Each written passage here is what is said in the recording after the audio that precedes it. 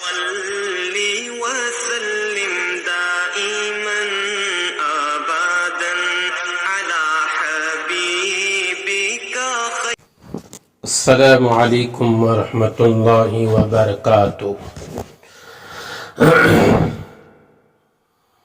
الحمد للہ نحمده ونستعینه ونستغفره ونؤمن به ونتوکل علیہ ونعوذ باللہ من شرور انفسنا ومن سیئات اعمالنا من يهده الله فلا مضل له ومن يضلله فلا هادي له ونشهد أن لا إله إلا الله وحده لا شريك له ونشهد أن سيدنا ومولانا محمدا عبده ورسوله. أما بعد، قال الله تبارك وتعالى في القرآن المجيد: أعوذ بالله من الشيطان الرجيم. وقال ربكم ادعوني أستجب لكم إن الذين يستكبرون عن عبادتي سيدخلون جهنم داخرين. وقال النبي صلى الله عليه وسلم: الدعاء هو العبادة، أو كما قال عليه الصلاة والسلام. صدق الله مولانا العظيم وصدق رسوله النبي الكريم. نحن على ذلك من الشاهدين والشاكرين، والحمد لله رب العالمين.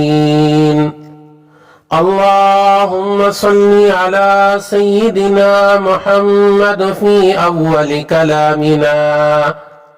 اللهم صل على سيدنا محمد في أوسط كلامنا. اللهم صل على سيدنا محمد في آخر كلامنا.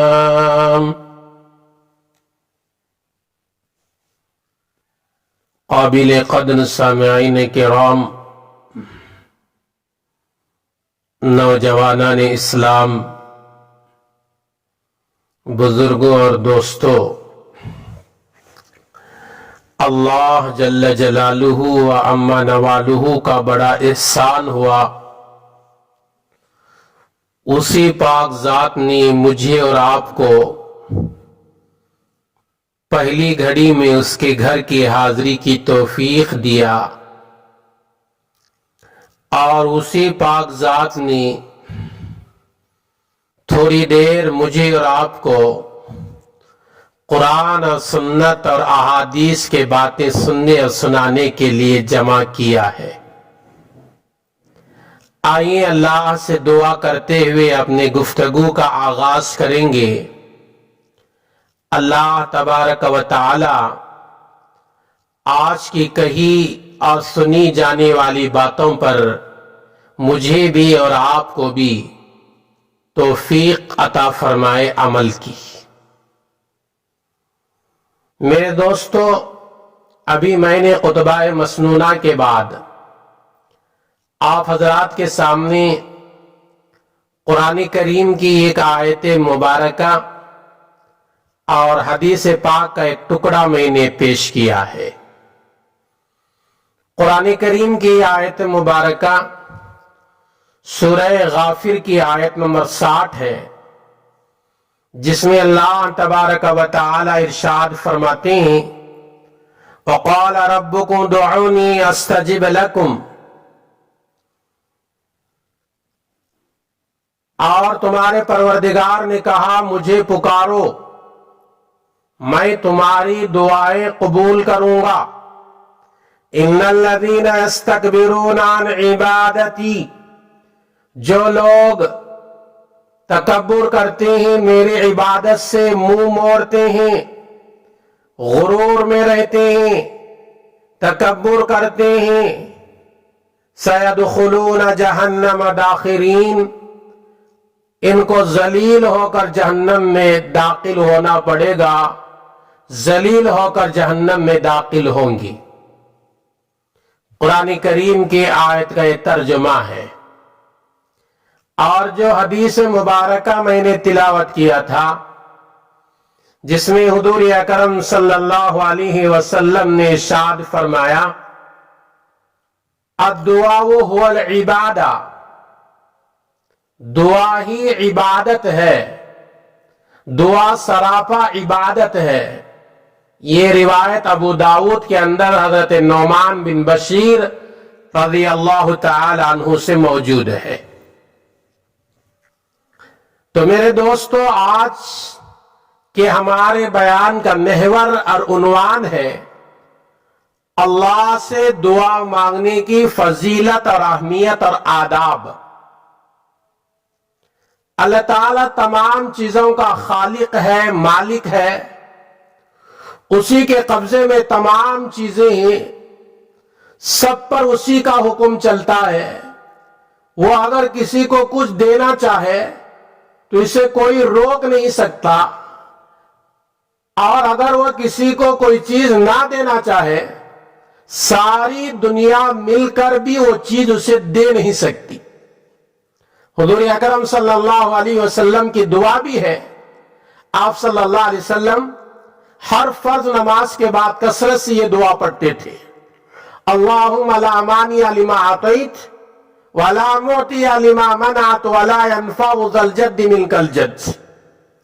اس دعا کا مطلب بھی یہی ہے، اگر پوری دنیا مل کر کوئی بندے کو کچھ چیز دینا چاہے اللہ کا ارادہ نہ ہو، وہ دنیا والے وہ چیز اسے دے نہیں سکتے۔ اور اسی طرح کسی بندے سے کوئی چیز پوری دنیا والے مل کر روکنا چاہے، اللہ دینا چاہے تو پوری دنیا والے مل کر اسے روک نہیں سکتے۔ یہ دعا آپ صلی اللہ علیہ وسلم فرض نماز کے بعد پڑھتے تھے، اس لیے آپ حضرات بھی ان دعاؤں کا فرض نماز کے بعد پڑھنے کا اہتمام کر لیں آج سے۔ بہرحال دعا بہت بڑا ہتھیار ہے، وہ اللہ بڑا ہی سخی و کریم آقا ہے، اس لیے اس کی ذات اس کے لائق ہے کہ اس سے کچھ مانگا جائے، اسی کے سامنے عاجزی کی جائے، اسی کے سامنے اپنا سر جھکایا جائے، اسی سے دعا اور فریاد کی جائے۔ لیکن اس کا دربار بہت ہی عظیم الشان ہے، وہاں ذرا سی بے ادبی بھی بڑے خسارے کا سبب بن سکتی ہے۔ اس لیے ہمیں اس کے دربار عالی کی طرف رجوع کرنے اور اس کی ذات سے مانگنے اور دعا کرنے کا طریقہ بھی شریعت میں سکھایا گیا۔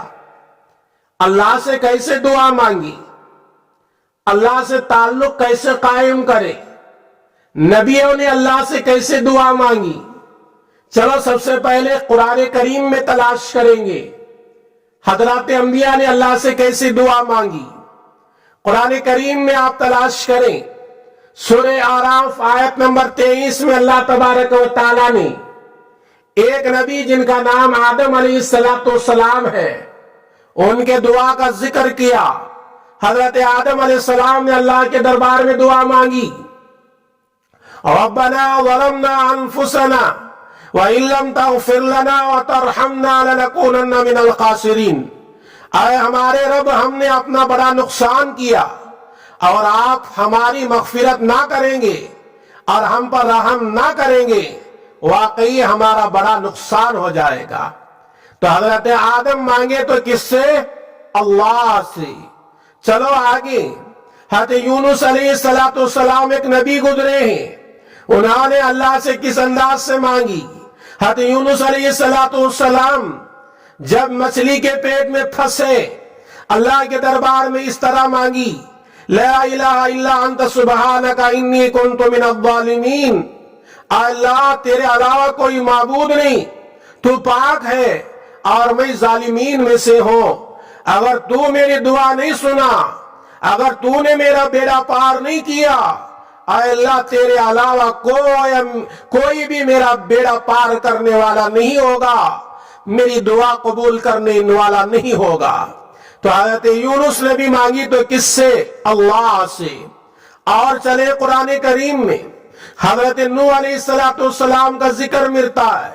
حضرت نوح علیہ السلام بھی ایک اللہ کے لاڈلے پیغمبر گزرے جنہوں نے 950 سال تک امت کو سمجھایا، اے لوگو اللہ ایک ہے، اس کے ساتھ کسی کو شریک نہ کرنا۔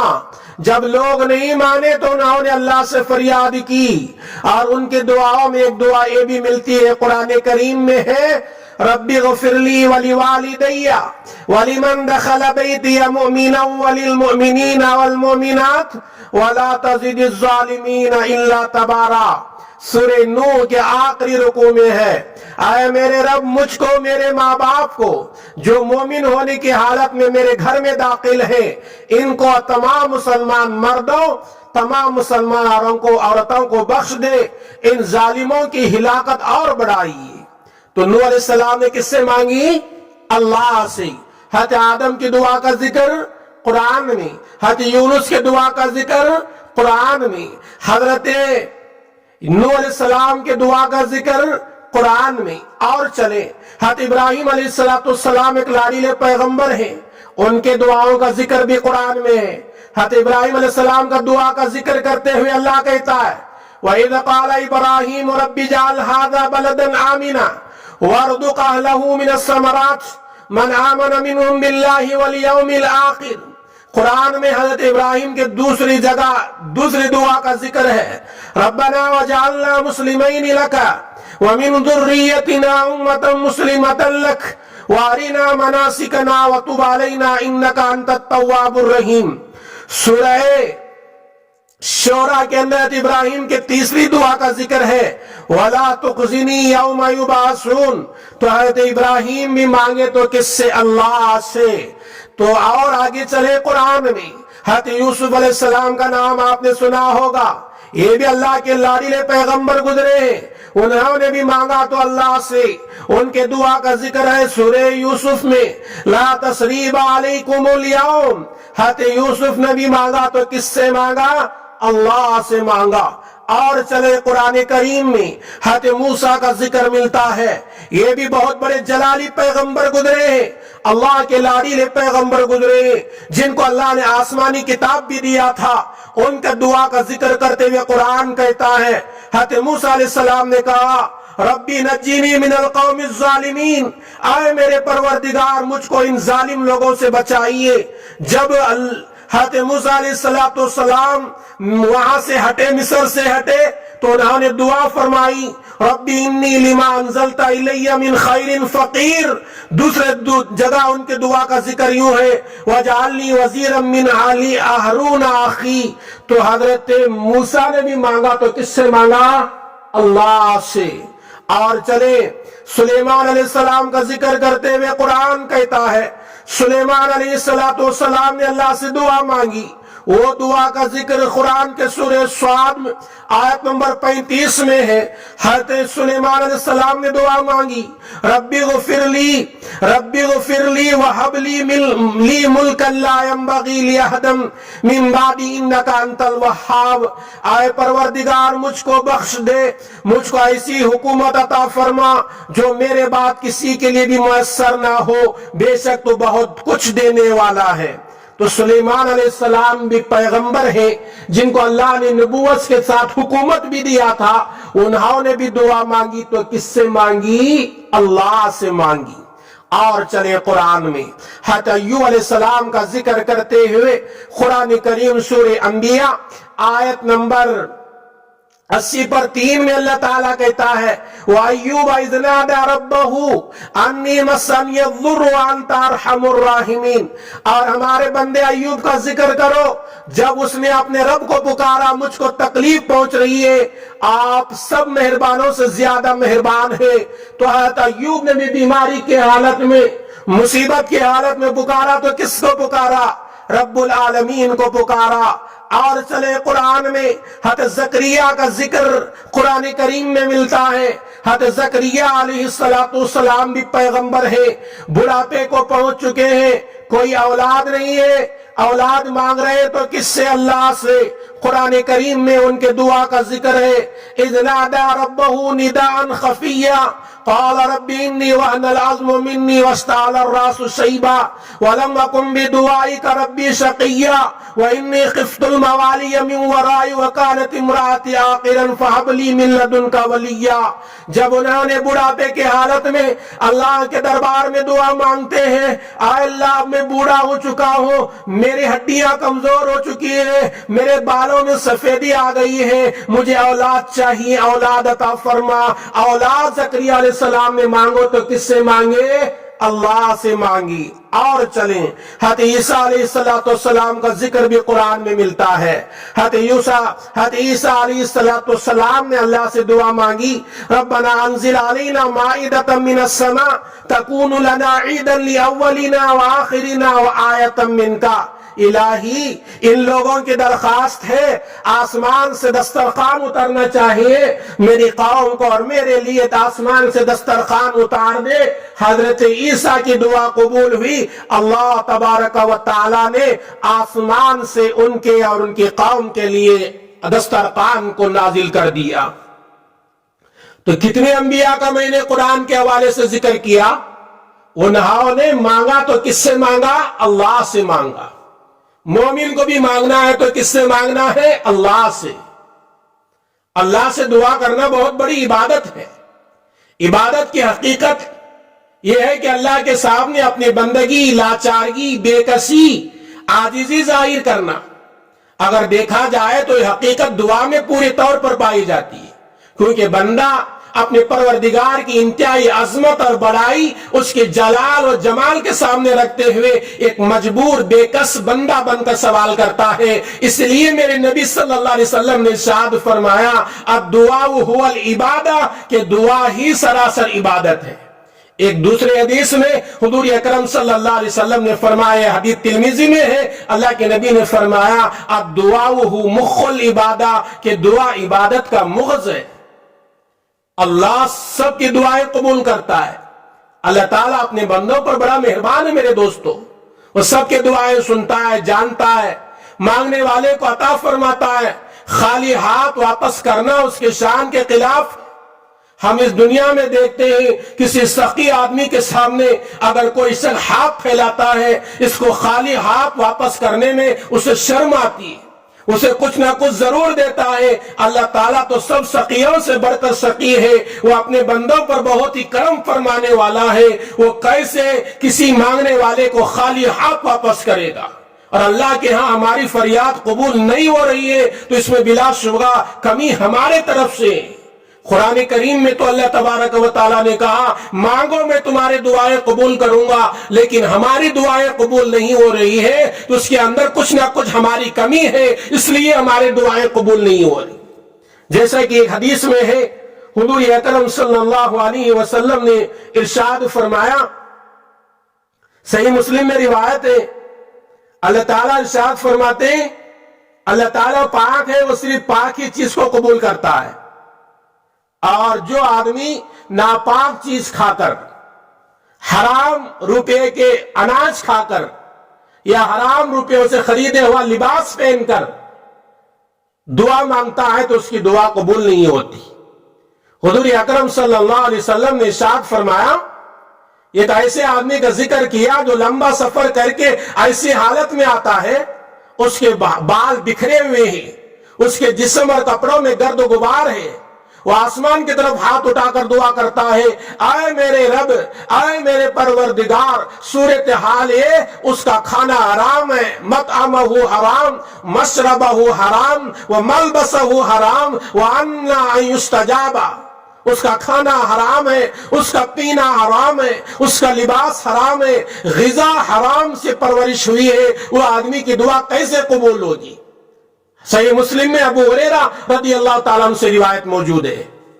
تو دعا قبول ہوتی ہے، اور کسی وجہ سے قبول ہونے کی علامتیں ظاہر نہیں ہو رہی تو اللہ کے ذات پر شک نہیں، قرآن کی آیتوں پر شک نہیں، نبی اکرم صلی اللہ علیہ وسلم کے زبانی نکلے ہوئے ارشادات پر شک نہیں، بلکہ آدمی اپنی زندگی پر غور کرنا چاہیے، میرے اندر کوئی کمی ہے، میرے اعمال میں کوئی خامی ہے، میرے اعمال میں کوئی خسارہ ہے، اس لیے میری دعائیں قبول نہیں ہو رہی۔ اللہ تبارک و تعالی جب دعا کرنے کا حکم دیا ہے اور قبول کرنے کا وعدہ کیا ہے تو آدمی کو چاہیے کہ دعا یقین کے ساتھ کرے۔ جب بھی دعا کرنے کے لیے بیٹھتے ہیں یقین کے ساتھ کرنا، میری دعا اللہ قبول کرے گا۔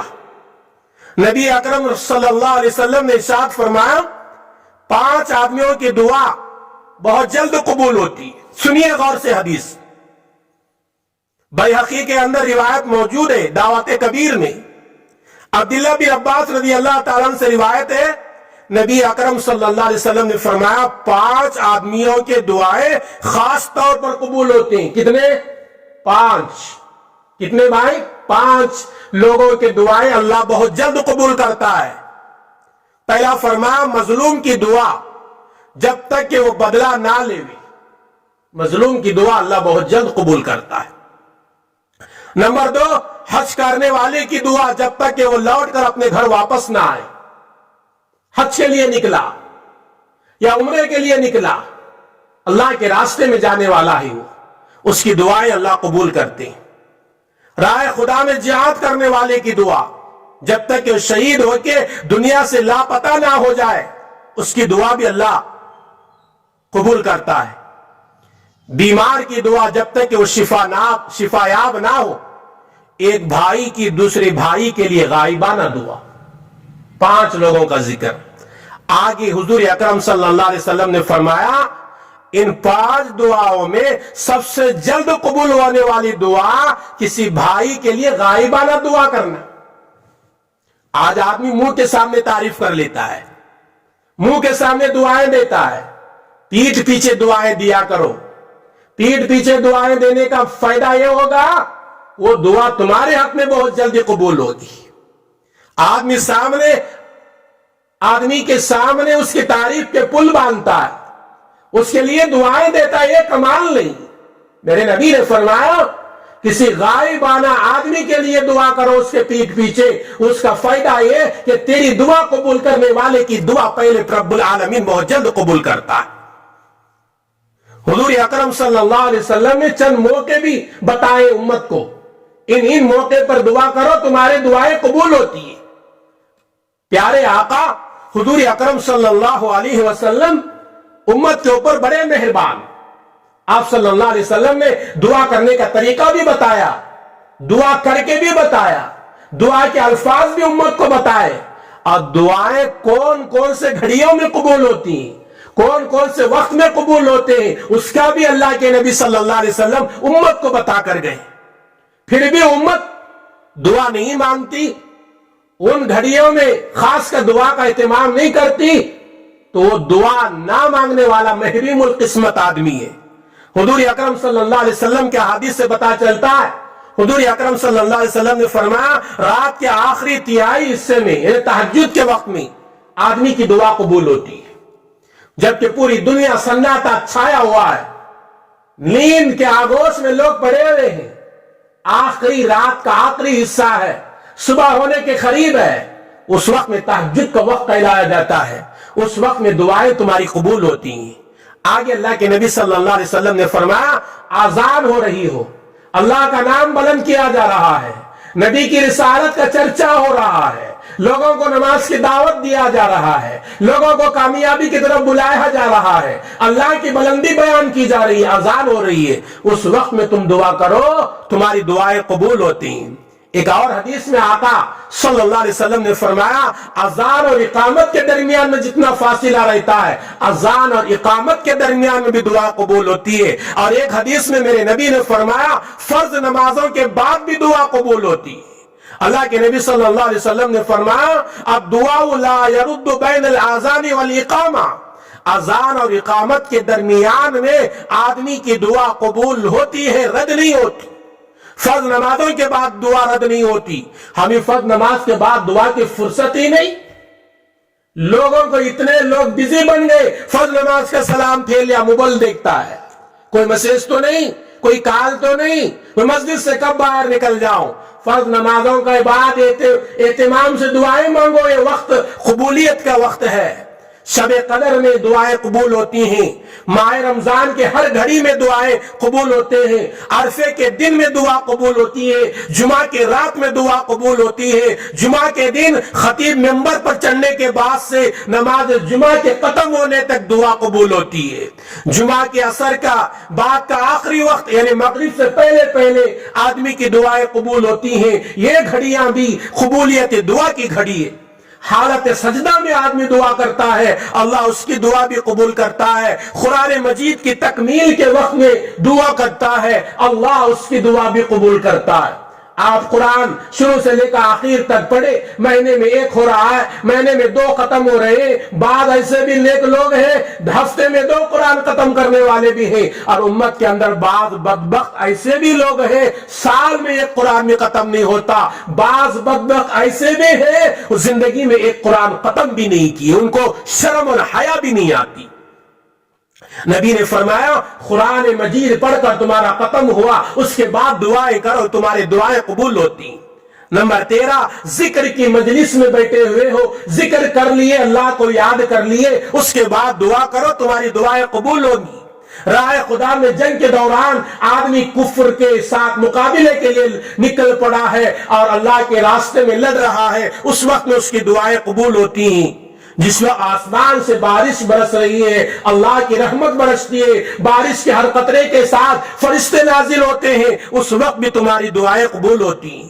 جب کعبۃ اللہ کو دیکھے تمہیں جو پہلی دعا مانگو گی وہ دعا بھی قبول ہوگی. سفر کے دوران میں جتنی دعائیں تم مانگو گے اپنے لیے, امت کے لیے, جن افراد کے لیے تم مانگو گے وہ دعائیں تمہاری قبول ہوتی ہیں. احادیث میں ان مواقع کا ذکر ملتا ہے, صحیح احادیث میں.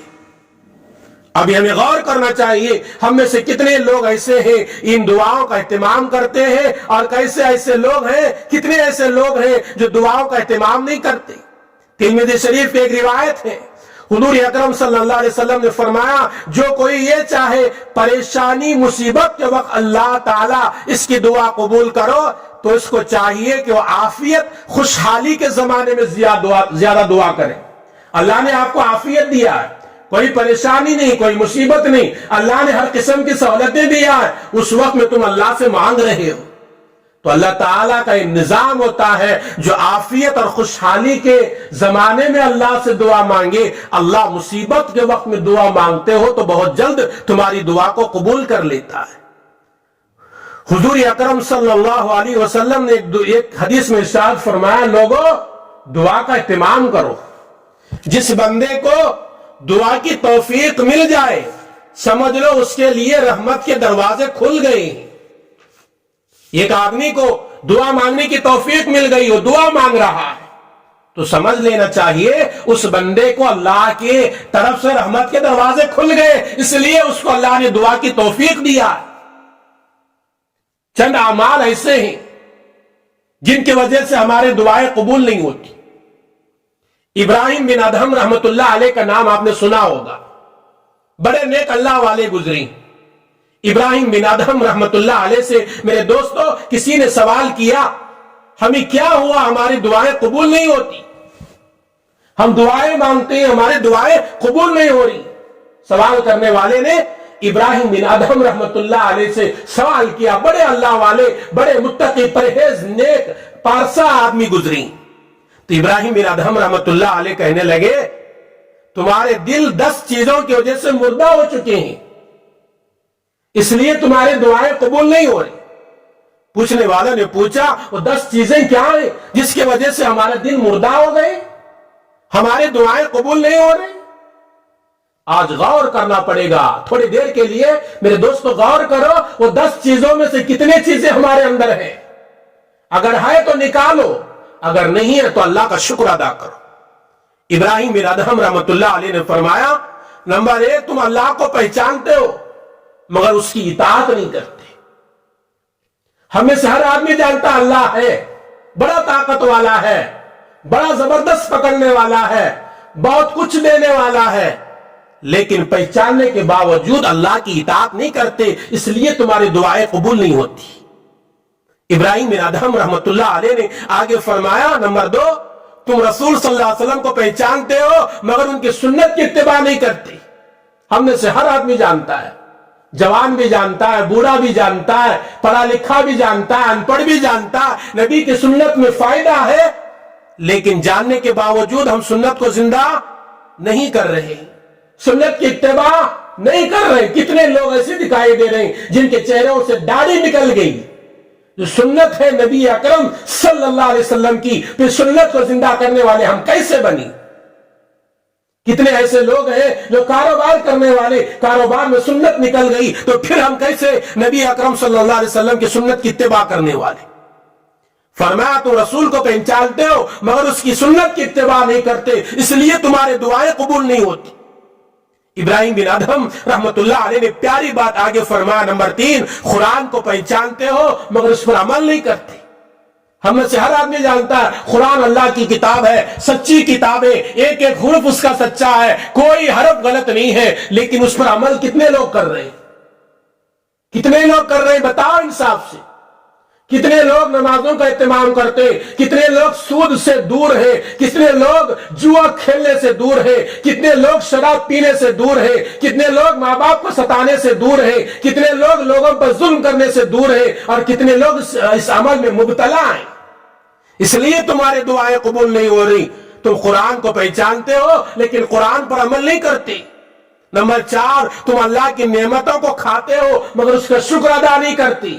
یہ پانی اللہ کی نعمت، یہ ہوا اللہ کی نعمت، یہ سانس لے رہی اللہ کی نعمت، یہ سانس چھوڑ رہی اللہ کی نعمت، یہ مسجد میں آ کر بیٹھی اللہ کی نعمت، مسجد سے باہر جا رہی اللہ کی نعمت، اللہ کا نام لے رہی اللہ کی نعمت، کھانے کا نوالا پیٹ میں جا رہا ہے، ہضم ہو رہا ہے اللہ کی نعمت، اور ہضم ہو کر پاخانے کے ذریعے سے پاخانہ ہو رہا ہے یہ اللہ کی نعمت، پانی پی کر جا کر پانی پیشاب کے ذریعے سے باہر نکل رہا ہے یہ اللہ کی نعمت۔ اتنے اللہ کی نعمتیں استعمال کر کے اس کا کتنا شکر ادا کر رہی ہیں ہم لوگ۔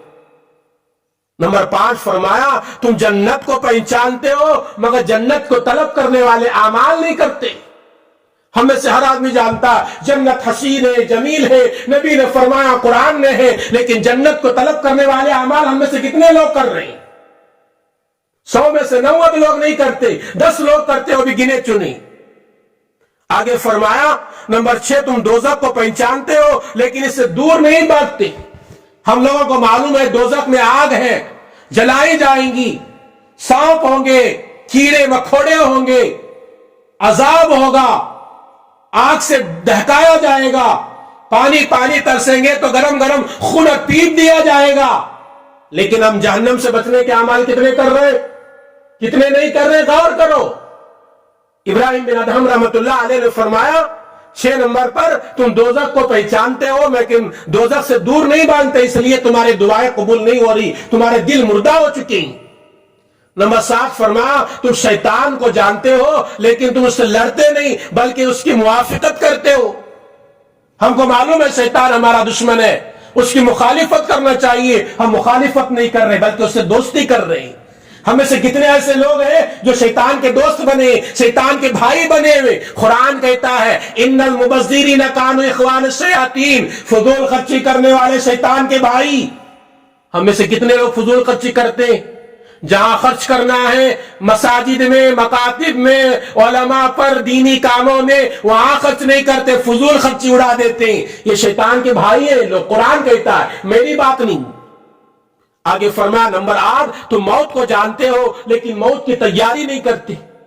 ہم میں سے ہر آدمی جانتا ہے موت ہے. میرے سامنے میرے باپ کا انتقال ہوا, میں جانتا ہوں موت یقین آئے گی, لیکن میں موت کی تیاری نہیں کر رہا. فلاں آدمی کے ماں کا انتقال ہوا, وہ جانتا ہے میری ماں موت کے منہ سو گئی ہے, لیکن وہ موت سے سبق حاصل نہیں کیا, موت کی تیاری نہیں کر رہا. ایک آدمی پڑوس کے اندر رہنے والا, پڑوسی انتقال ہو جاتا ہے, ہم دیکھتے ہیں لیکن ہم موت کی تیاری نہیں کرتے. نمبر 9 فرمایا تم مردوں کو دفن کرتے ہو لیکن تم اس عبرت حاصل نہیں کرتے. ہم میں سے کتنے لوگ ہیں کبھی مہینے میں 2 مہینے میں قبرستان چلے جاتے ہیں کسی کے انتقال پر, مٹھی دیتے ہیں, منہا خلقناکم فیہا نعیدکم ومنہا نخرجکم تارۃ اخری پڑھ کر بھی آتے ہیں, کبھی ان مردوں سے عبرت نہیں لیتے. آج یہ آ کر سویا کل مجھے بھی سونا, یہ فکر جذبہ نہیں پیدا ہوتا. ابراہیم بن ادہم رحمت اللہ علیہ فرماتے ہیں میرے دوستو اس وجہ سے تمہارے دل مردہ ہیں, تمہاری دعائیں قبول نہیں ہوتی. نمبر 10 تم فرمایا تم نیند سے بیدار ہو کر لوگوں کے عیب دیکھتے ہو لیکن اپنے عیبوں کو بھول جاتے ہو. صبح اٹھا آدمی لوگوں کے عیب تلاش کرتا ہے, اس کے اندر یہ عیب ہے, اس کے اندر یہ عیب ہے, اس کے اندر یہ خرابی, اپنے اندر کتنے عیب ہے وہ تلاش نہیں کرتا.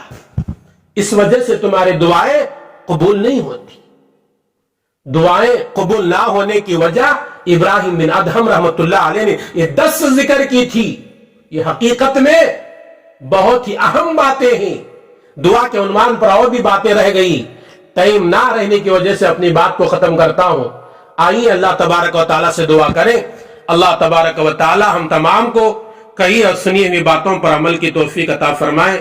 آمین. السلام علیکم ورحمۃ اللہ وبرکاتہ.